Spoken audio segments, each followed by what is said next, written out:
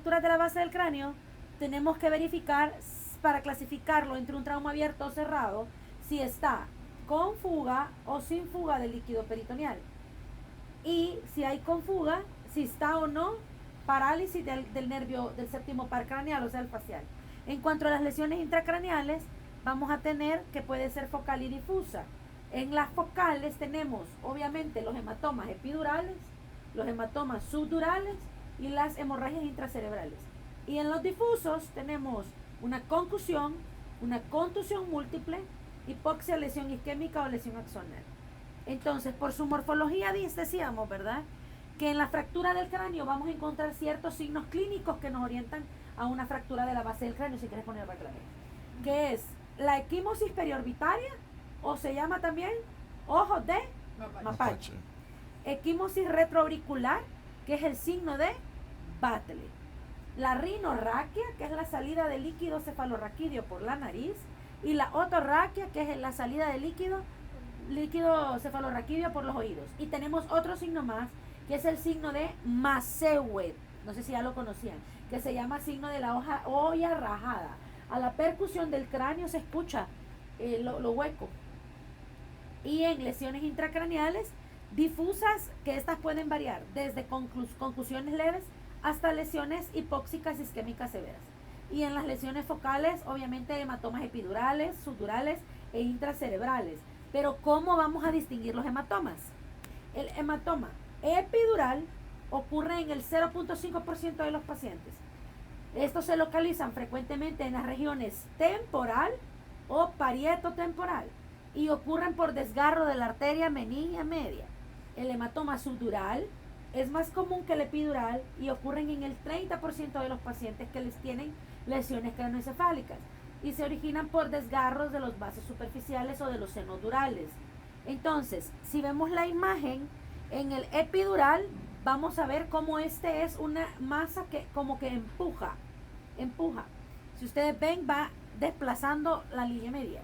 Este tiene indicaciones quirúrgicas y cuando tiene un volumen de 30 ml, cuando desvía la línea media más de 5 milímetros o cuando el hematoma es de la fosa posterior. Mientras que en los subdurales, ustedes pueden ver a la derecha como que abraza el cerebro. Entonces, eso es cóncavo y convexo. No me pregunten cuál es cuál, pero el que abraza el cerebro, o sea, cóncavo, es el hematoma subdural y el que empuja, o sea, convexo, es el hematoma epidural. Entonces, las indicaciones quirúrgicas del subdural, cuando tienen un espesor mayor de 1 centímetro, cuando desvían la línea media más de 5 milímetros, cuando es de instauración aguda, cuando tienen un Glasgow menor de 9 y cuando la PIC se eleva mayor de 20. Ahora, ¿cuál es el manejo del trauma craneoencefálico? Vamos a ver primero que nada las indicaciones del TAC en trauma craneoencefálico leve, que van a ser pacientes con Glasgow menor de 15 o aquellos que aunque sea un trauma craneoencefálico leve, se reevalúa el paciente en 2 horas y vemos que el Glasgow ha disminuido. Que haya cualquier signo de fractura de la base del cráneo o cualquier fractura de cráneo abierta, que tenga hundimiento o que hayan vómitos en más de 2 ocasiones, porque el vómito traduce hipertensión endocraniana y edad mayor de 65 años. Y riesgo moderado para lesión cerebral van a ser pérdida de la conciencia por más de 5 minutos, amnesia anterógrada de 30 minutos y que el mecanismo de trauma sea como riesgoso. Por ejemplo, un atropellado, una caída libre, un eyectado del vehículo, entre otros. En el trauma craneoencefálico leve, pues en el algoritmo que presentamos aquí vemos que es aquel que obviamente tiene de 13 a 15 puntos de Glasgow y lo que vamos a hacer es una historia, hay una nomenclatura que se llama amplia, pero eso no quiere decir de amplia extensa, sino que es una nomenclatura de lo que debe de llevar y ahí lo vemos. El nombre, la edad, el mecanismo de lesión, el tiempo de la lesión, la pérdida de la conciencia, si es que hay, los niveles del estado de alerta, etc. Y examen general para ver qué tipo de lesión es, tomarle TAC obviamente y con eso decidir si se ingresa a observación o si se va de alta. Next. El manejo de trauma craneoencefálico moderado. Ya vimos que este es del 9 a 12 de Glasgow y este aproximadamente del 10 al 20% de ellos se deterioran y caen en coma. O sea que casi que un moderado tiene una alta probabilidad que se convierta en severo. Entonces, todos los pacientes con trauma craneoencefálico moderado deben de tener un TAC de cráneo y deben de tener evaluación por neurocirugía. Se ingresan y se observan. Si el paciente se deteriora, se dejará, o sea, que deje de responder órdenes y todo eso. Se puede repetir un TAC para ver la extensión del daño o si ha habido un nuevo daño que no evidenciamos en el primer TAC. Pero si el paciente mejora, que es el 90% de los casos, se da de alta después de la observación. Ahora, en el trauma craneoencefálico severo, lo primero que hay que hacer es proteger la vía aérea y obviamente debemos de tener intubación endotraqueal para protegerla por el Glasgow disminuido. Y obviamente ya cuando esté protegida la vía aérea, por tomarle un TAC. Asimismo, vamos a tener otras medidas de soporte médico, como es las medidas antiedema. Entre esas tenemos el manitol, mantener una presión de CO2 entre 32 y 35 con hiper CO2. Podemos hidratarlo con soluciones hipertónicas orientadas a disminuir el edema cerebral.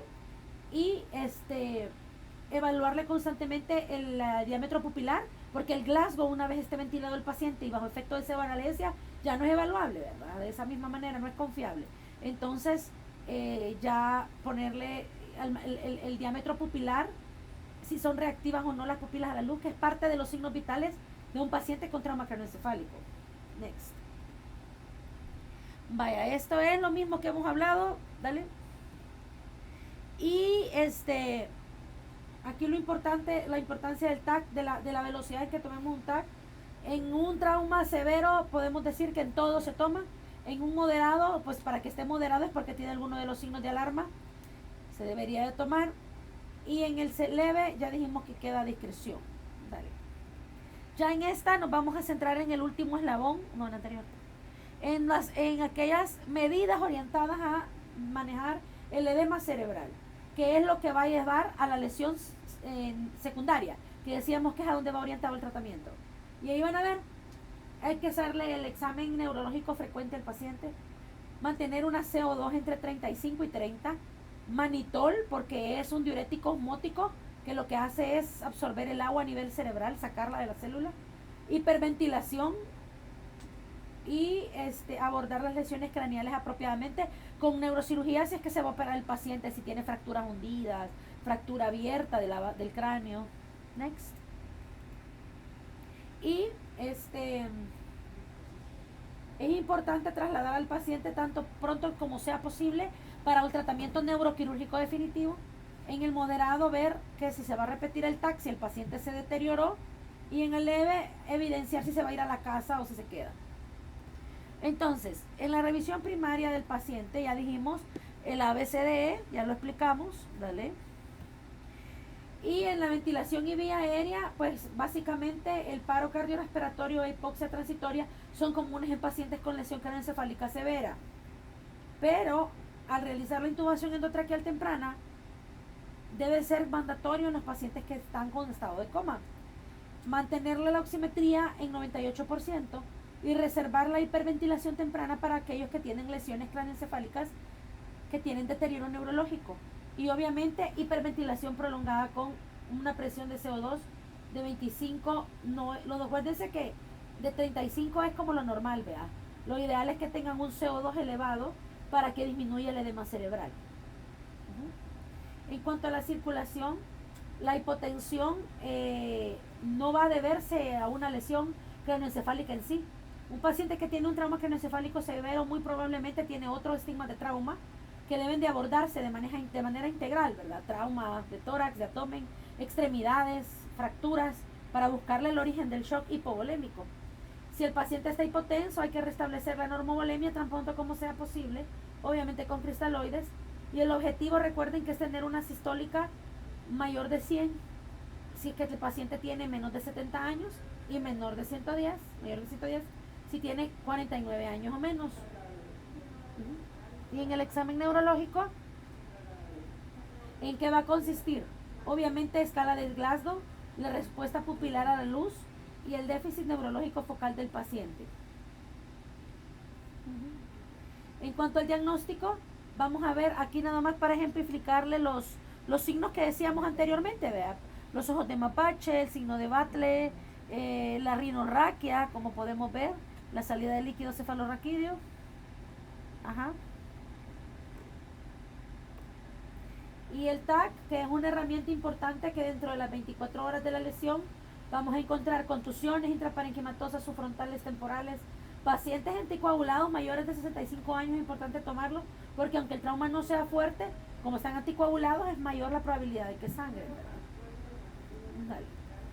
Y en cuanto al tratamiento definitivo, ya lo dijimos, cristaloides, hiperventilación, si tiene anticoagulación corregirla, el manitol, los barbitúricos y los anticonvulsivantes. Next. Ahora, en el tratamiento de la lesión cerebral, ya vimos que los líquidos endovenosos se utilizan para mantener una volemia normal. La hipervolemia en estos pacientes es peligrosa. Evitar la sobrecarga de líquidos y no usar soluciones hipotónicas. Y usar solución salina normal o Ringer lactato en pacientes que no tengan manifestaciones de edema cerebral. Porque si tiene edema cerebral, dijimos, podremos usar hipertónicas.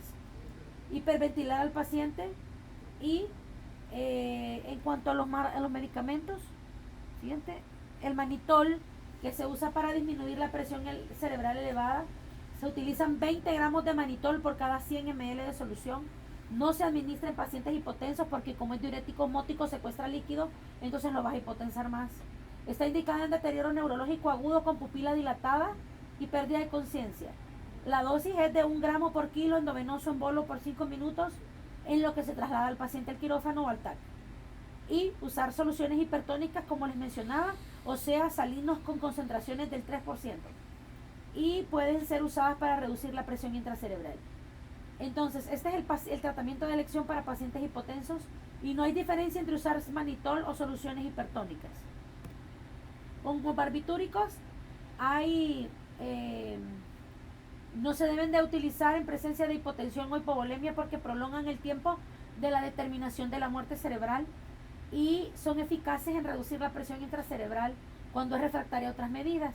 Y los anticonvulsivantes, se utiliza Epamin, que es mismo difenilidantoína, a dosis de carga de 1 gramo endovenoso a pasar a 50 miligramos por minuto, con una dosis de mantenimiento de 100 a 125 miligramos endovenosos cada 8 horas.